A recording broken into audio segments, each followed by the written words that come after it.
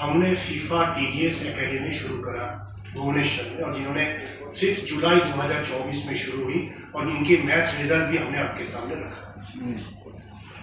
FIFA के अंतर्गत 211 member associations हैं। यूनाइटेड नेशन के अंतर्गत 195 है। ओलंपिक जो कराती है 206 देश है, और फीफा के अंदर 211। वो देश नहीं कहते, वो मेंबर एसोसिएशन है। हम भी एक उनमें से एक मेंबर एसोसिएशन है।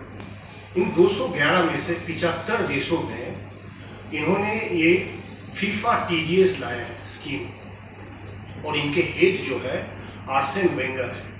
फुटबॉल जानने वाले कोई भी व्यक्ति के पास आर्सेन वेंगर की परिचय की आवश्यकता नहीं है।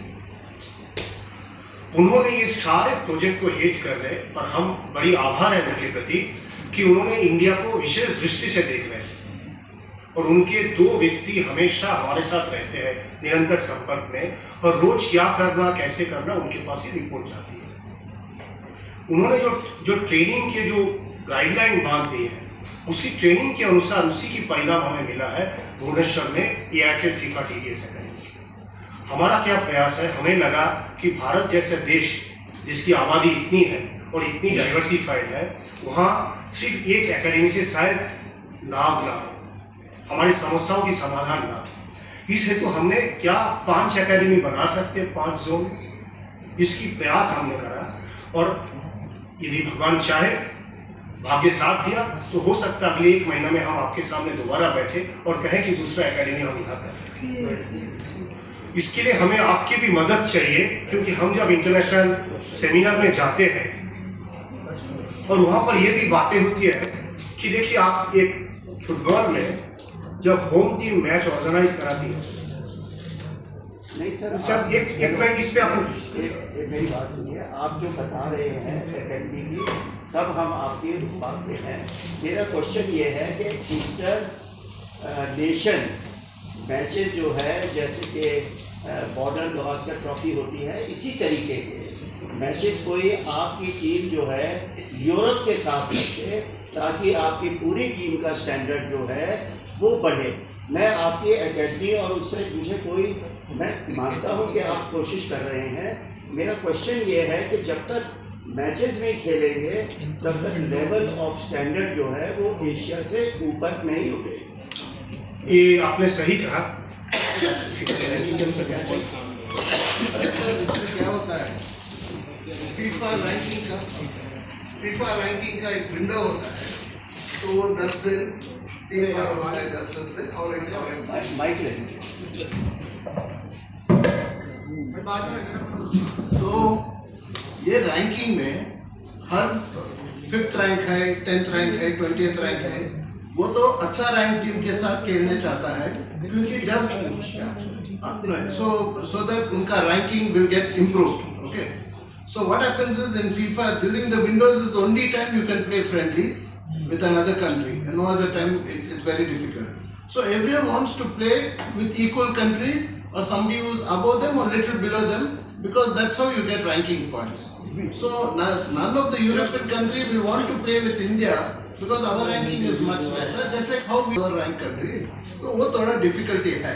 But this federation has given us a coach at 50% cost, and he is responsible for these young girls to qualify for the IWA.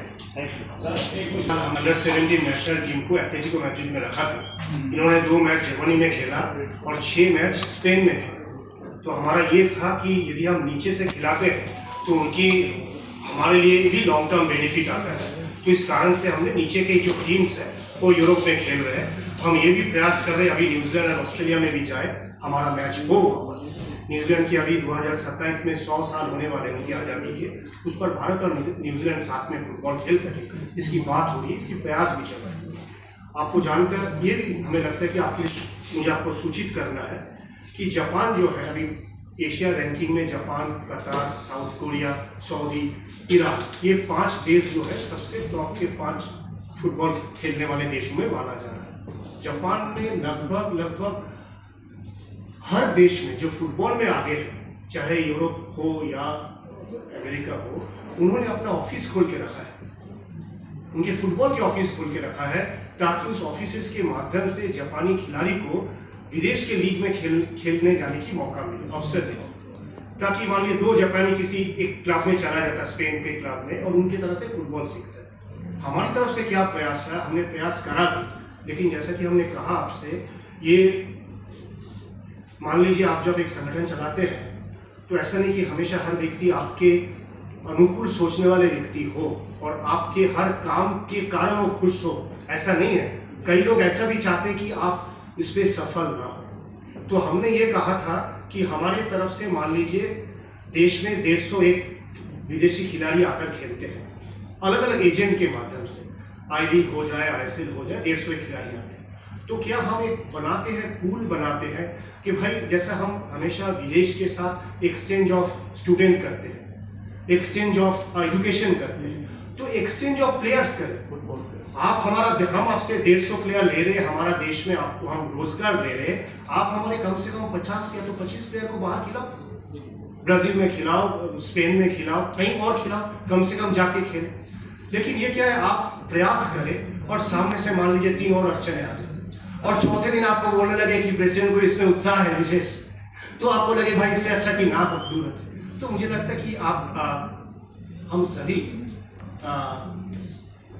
if we all try to work unitedly, collectively, then I believe the sports in India can grow, and if sports in India can grow, definitely football in India can grow. What happens when a league or AFC or any league in a match